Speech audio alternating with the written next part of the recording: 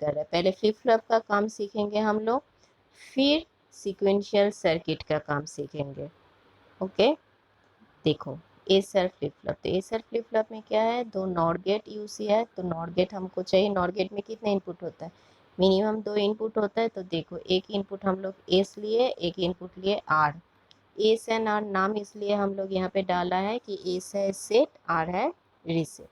दो आउटपुट देखो, एक क्यू है एक क्यू बार है। ठीक है, यहाँ पे एक याद रखना कि इसका जो आउटपुट है क्यू और क्यू बार, मतलब यहाँ पे, और ये जो आउटपुट एक दूसरे का रिवर्स है। एक अगर ज़ीरो होता है तो एक वन, एक वन होता है तो एक ज़ीरो। ठीक है, अब यहाँ का जो Q का वैल्यू है वो नीचे आता है ऐसे क्रॉस करके, और इसका जो है ये ऊपर जाता है ऐसे क्रॉस करके। नीचे से नीचे नहीं आएगा, ऊपर से ऊपर नहीं आएगा। ठीक है, ऊपर का नीचे आएगा और नीचे का ऊपर आएगा। ये है इसका बेसिक ड्राइंग। ठीक है, आप ध्यान से देखो कि हम लोग कैसे इसका ट्रूथ टेबल बनाते हैं, ये बाद में आएगा। ये है इसका मेन ट्रूथ टेबल। ओके, इसको लाने के लिए पहले हम लोगों को कुछ लॉजिक समझना पड़ेगा। ठीक है, हम लोग नॉर्मली क्या जानते हैं कि अगर दो इनपुट है तो दो इनपुट में कितना कॉम्बिनेशन होता है, 4 कॉम्बिनेशन होता है। ध्यान से समझो, सपोज एस एंड आर दोनों में हम लोग 0 0 दिए, यहाँ पे भी 0, यहाँ पे भी 0, 2 0 दिए, 0 0। ठीक है, क्यू, क्यू का आउटपुट लिए, क्योंकि वो प्रीवियस आउटपुट यहाँ पे इनपुट होगा ना, तो क्यू का आउटपुट हम लोग क्या लिए, पहले 0 लिए। ओके, तो क्यू अगर 0 लिए तो क्यू कहाँ से आ रहा है, क्यू एस में आके जा रहा है, तो यहाँ पे भी क्या होगा, ये यहाँ पे 0 आ जाएगा। देखो 0 आ गया, तो 0 0 अगर इस गेट में जाता है तो 0 0 क्या होता है, देखो 1। ठीक है, इस गेट में 0 0 1, मतलब यहाँ पे क्या है, यहाँ पे 1 आएगा। अब ये 1 कहाँ पे जाएगा, ये 1 तो ऊपर जाएगा, यहाँ पे 1 आएगा ऊपर, तो 1 जाएगा। पहले यहाँ पे क्या था 0, तो 1 0 मिलके क्या होता है 1 0, मतलब एक 1 रहता है तो आउटपुट 0 रहता है। तो Q, ध्यान से समझो, स्टार्ट कहाँ से किए थे, स्टार्ट Q का एक वैल्यू लेके हम लोग स्टार्ट किए थे। ठीक है, Q का अगर वैल्यू लेके हम लोग स्टार्ट किए तो वो वैल्यू घूम के पहले यहाँ पे एस में आया, एस में आके यहाँ पे 1 निकला, ये 1 फिर से आर के साथ मिला, मिलके Q का वैल्यू क्या हुआ, फिर से 0 ही रह गया। मतलब पहले क्या था, 0 था, फिर से ये 0 ही हो गया। ठीक है, पहले कंडीशन। अब देखो next part, next part S है 0, आर है 0। ये देखो 0 0 लिए, क्यू लिए 1। पहले वाला पार्ट हम लोग क्या लिए थे, क्यू 0 लेके ट्राई किए। अब हम लोग क्या लेंगे, क्यू 1 लेके ट्राई करेंगे। देखो 1 लेके क्या करेंगे, ऊपर 1 मतलब नीचे क्या होगा, यहाँ पे 1 आएगा, आएगा। तो 1 0 मतलब क्यू बार क्या हो रहा है, क्यू बार क्या होगा, 0 होगा। 1 0 0 है तो 0 हुआ, तो ऊपर क्या जाएगा, तो ये 0 कहाँ पे होगा, ये 0 मतलब यहाँ पे ऊपर 0 आ जाएगा, यहाँ पे 0 आएगा। तो 8 में क्या होगा, 8 0, इस गेट में यहाँ पे 0 है, तो 0 0 मिलके क्या होगा, 0 0 मतलब 1। तो पहले क्यू हम लोग क्या लिए थे, 1 लिए। बाद में पूरा ये घूम के यहाँ से यहाँ पे करंट सिग्नल आके यहाँ पे निकल के क्यू बार फिर यहाँ पे डाल के क्या हुआ, फिर से 1 ही रहेगा। देखो 1 ही रहेगा, मतलब अगर, मतलब अब देखो मतलब क्या है, मतलब है कि अगर एस एंड आर का वैल्यू 0 0 है तो इसके आउटपुट में जो पहले था उसके बाद में भी सेम वैल्यू रहता है। इसलिए इसको नो चेंज कंडीशन बोले जाते हैं।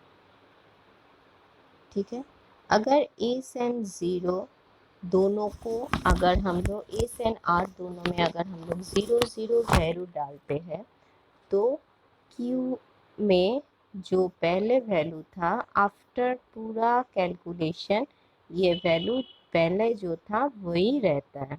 तो इसका मतलब ये होता है नो चेंज वैल्यू, फर्स्ट वाला कंडीशन। ये देखो फर्स्ट वाले में, तो फिर हम लोग क्या लिख सकते हैं फर्स्ट वाला ट्रूथ टेबल में, देखो 0 0 नो चेंज।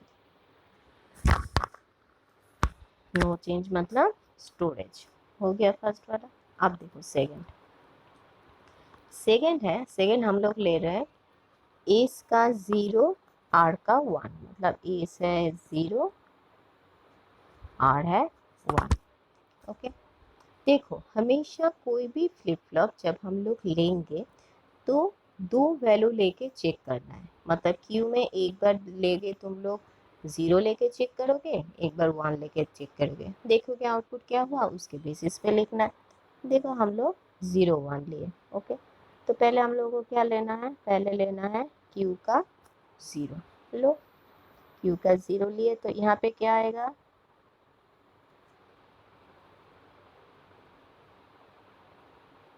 ज़ीरो आएगा, है तो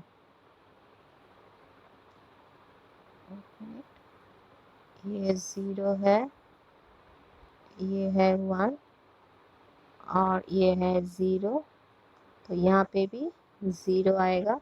तो 0 0 क्या होगा, 0 0 हम लोगों को पता है 1, यहाँ पे 1 आएगा। तो अब ये 1 कहाँ जाएगा, ये 1 ऊपर 1 जाएगा, यहाँ पे 1 आएगा। तो 1 1 क्या है 0, तो 0 है मतलब 0 ही होगा। तो 0 1 से अगर क्यू का वैल्यू 0 होता है तो ये भी 0 होगा।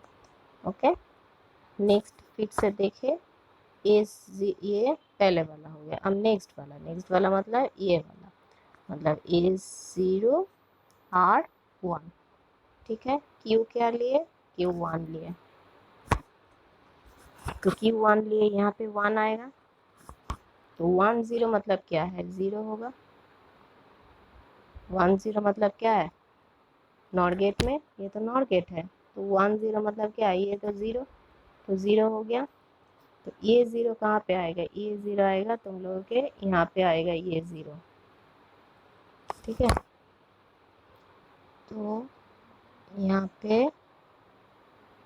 0 1, यहाँ पे 1 आ रहा है, 1 आ रहा है, 1 0 आ रहा है, यहाँ पे 1 0 मतलब ये वाला हम लोग कर रहे हैं। तो ये देखो ये 0 मतलब ये 0 यहाँ पे 0 जाएगा, तो यहाँ पे 0 जाएगा मतलब 1 0 क्या होगा, 0 हो जाएगा। मतलब यहाँ पे था 1, वो हो जाएगा क्या, 0।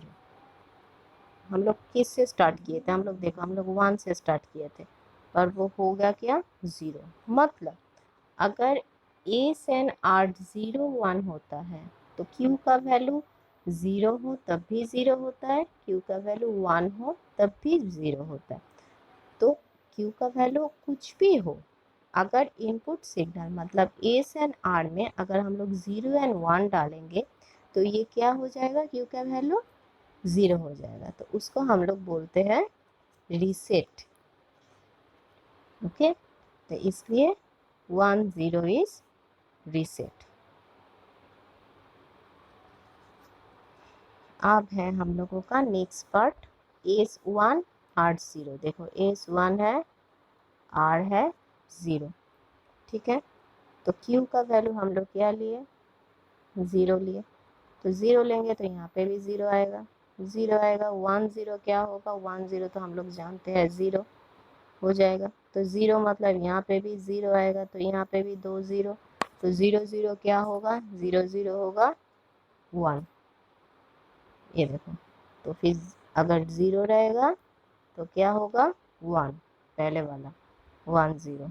ठीक है, आप नेक्स्ट देखें, नेक्स्ट है फिर से एक बार, तो 0 लेके देख लिए, एक बार देखेंगे 1 लेके, मतलब ये नेक्स्ट वाला, मतलब यहाँ पे है एस 1 आर 0, क्यू लेंगे 1। तो 1 लेंगे तो यहाँ पे 1 आएगा, आने दो। 1 1 क्या होता है, 1 1 0 होता है, तो मतलब यहाँ पे 0 आएगा, यहाँ पे 0 आएगा मतलब यहाँ पे भी 0 जाएगा। ठीक है, तो इस गेट में 0 0, तो 0 0 मतलब क्या है, 1, मतलब पहले 1 था, अब भी क्या हो रहा है, 1 हो रहा है, मतलब 1 था, अब भी हो रहा है, 1 हो रहा है। मतलब Q का वैल्यू 0 लो, 1 लो, कुछ भी लो, अगर इनपुट में हम लोग देंगे 1 0 मतलब एस एंड आर में, तो आउटपुट क्या आएगा, दोनों का 1 आ जाएगा। तो this is known as set condition. Okay, तो इसलिए 1 0 हम लोग यहाँ पे बोलते हैं सेट कंडीशन। क्लियर?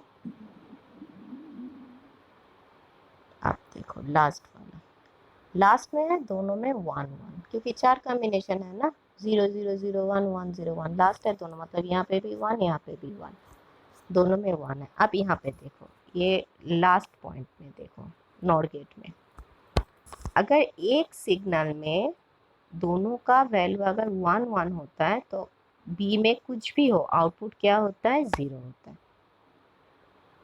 आएगा समझ में?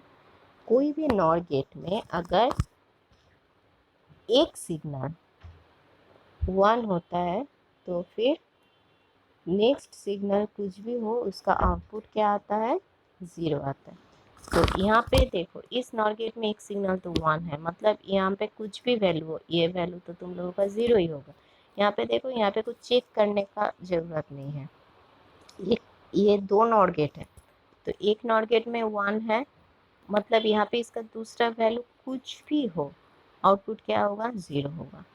ऊपर वाला गेट में देखो, एक तो 1 है, मतलब नेक्स्ट वैल्यू इसका कुछ भी हो, इसका भी 0 ही होगा।